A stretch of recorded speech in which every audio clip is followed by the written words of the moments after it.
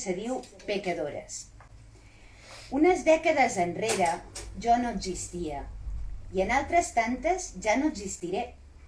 I així i tot, per si de cas, la mare m'ha explicat que quan vaig néixer el Codi Penal prohibia escriure i llegir sexe, tenir sexe, pensar sexe, voler ser més i més sexe. Confesso que he de clavar el genoll a terra davant l'evidència que, per sort, després es van imposar raons a dojo, llibres, pel·lícules, revistes, i no es poden deixar créixer teranyines de sucre entre les cames, deien. I per alegrar la cresta de l'alegria saludable,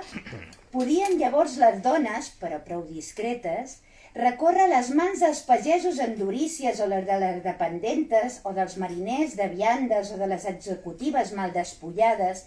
i tot molt assenyat i ple de metàfores, això sí, una comunicació exquisida del dolor i del plaer i de la nàusea en totes ses vessants que gairebé no feia soroll, que no parava un instant de rajar, de moure la llengua en lleterades, d'encendre bengales sobre els llits i els pits eixuts a la hipocresia, de buscar el tempo i la graduació capaç de calmar la sexualitat atlètica, agitada, tèrbola, masculina, femenina, de dones que no en sabien massa i tot va continuar esclatant així fins avui, però no. Sota els trets en silenciador del què diran, les dones com la meva mare i jo, no trobem encara la manera d'afirmar